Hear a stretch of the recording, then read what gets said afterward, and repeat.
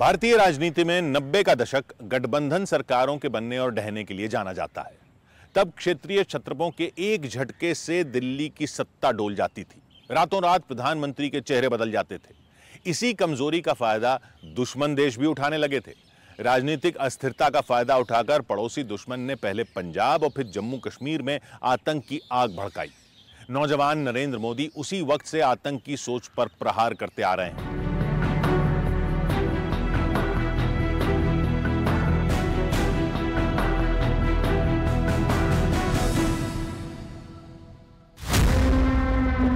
दो दिसंबर 1989 नई दिल्ली।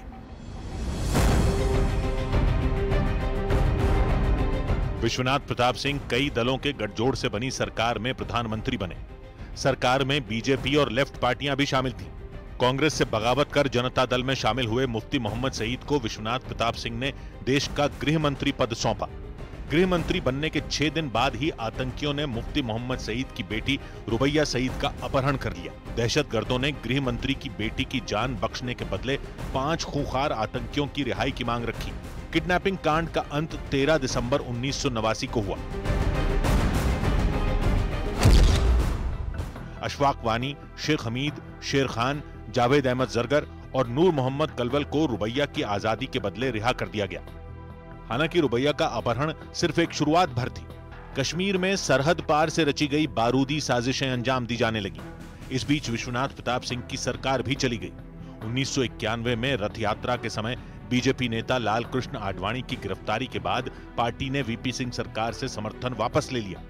दिल्ली में जब सत्ता की बिसात पर शहमात का खेल चल रहा था, तब कश्मीर घाटी में आतंक ने जड़ें जमा ली,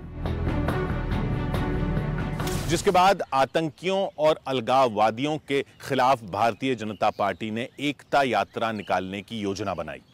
एकता यात्रा के सफल आयोजन का जिम्मा नरेंद्र मोदी को सौंपा गया। एकता यात्रा देश के दक्षिणी छोर कन्याकुमारी से लेकर कश्मीर के लाल चौक पर तिरंगा फहराने तक निकाली जानी थी।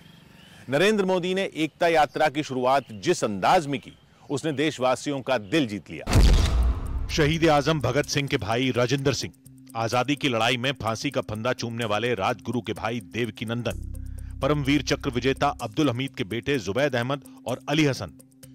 एक जगह एक फ्रेम में महान विभूतियों को जुटाने का अद्भुत आइडिया नरेंद्र मोदी का था। आतंक के खिलाफ नरेंद्र मोदी ने देशभक्तों की ऐसी कतार खड़ी कर दी जो हर गुजरते दिन आगे ही बढ़ती गई। 11 दिसंबर 1991 को कन्याकुमारी में एकता यात्रा के शुभारंभ की ये तस्वीर देखिए, जिसमें मुरली मनोहर जोशी को राष्ट्रीय ध्वज तिरंगा सौंपा गया था। लेकिन कन्याकुमारी में एकता यात्रा के लिए लोगों को जोड़ना आसान नहीं था, क्योंकि तब भारतीय जनता पार्टी की तमिलनाडु जैसे प्रदेश में जमीन भी तैयार नहीं थी। ऐसे में नरेंद्र मोदी ने देश भर से कार्यकर्ताओं को कन्याकुमारी तक आने का आह्वान किया। उन्होंने एक एक दिन का ख्याल खुद रखा। एकता यात्रा में शामिल रहे केतन देवानी बताते हैं कि नरेंद्र मोदी ने उन्हें किस तरह एकता यात्रा में जोड़ा। मुझे त्रिवेंद्रम जाना था, वहां से फिर कन्याकुमारी से एकता चलने वाली थी। तो मैंने अनंत भाई को बताया कि भाई मैं आऊंगा तो मैं क्या करूंगा त्रिवेंद्रम में आकर, मुझे तो कोई जानता नहीं है, मैं कैसे आऊंगा। बोले तुम चिंता मत करो, मैं खुद तुम्हें लेने आऊंगा स्टेशन पर। तो जब मैं त्रिवेंद्रम पहुंचा तो सच में नरेंद्र भाई स्वयं वो लेने मुझे स्टेशन पर आए। एकता यात्रा में नरेंद्र मोदी दूसरों का ख्याल रखते थे, लेकिन उनकी फिक्र कौन करता था, ये जानिए यशोधरा राजे सिंधिया से। आदरणीय मोदी जी के दरवाजे पे उनने 1 बजे रात को खटखटाया, तो मोदी जी आश्चर्य होके निकले बाहर अपने कमरे से। तो ने कहा, जी राजनाथ जी क्या? और ये दूध, ये जिसमें मैंने थोड़ा सा हल्दी डाला है ताकि आपकी सहूलियत ठीक हो, आप इसको पीजिए ताकि आपको आगे के लिए भी तकलीफ नहीं होगी। तो राजमहल साहब जैसे हस्ती इतनी बड़ी तैयार हैं सबको देखने के लिए। हम लोग जो यात्रा में लगे हुए हैं एक एक को पूछ रही हैं। तो वो चीज मोदी जी हमेशा रिपीट करते हैं जब हम जैसे लोगों से मिलते हैं कि मैं भूल नहीं सकता। बीते साल एक टीवी इंटरव्यू में नरेंद्र मोदी ने बताया कि उनका 5 दशक पहले से तमिलनाडु आना जाना रहा। 70 के दशक में कन्याकुमारी में बने विवेकानंद रॉक मेमोरियल से नरेंद्र मोदी का जुड़ाव था।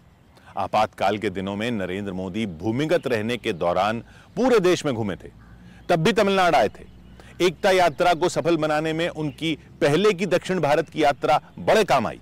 लेकिन 14 राज्यों से गुजरकर कश्मीर के लाल चौक तक पहुंचना कतई आसान नहीं था। यात्रा बहुत लंबी थी, सभी राज्यों में अलग अलग प्रभारी थे, इनका कोऑर्डिनेशन नरेंद्र मोदी करते थे। इस सब के बीच उन्हें आतंकियों को मुंह तोड़ जवाब देने वाले ओजस्वी भाषण भी देने होते थे। पीएम मोदी पर न्यूज 18 की खास सीरीज जारी है। कल रात 10:25 पर देखना न भूलें।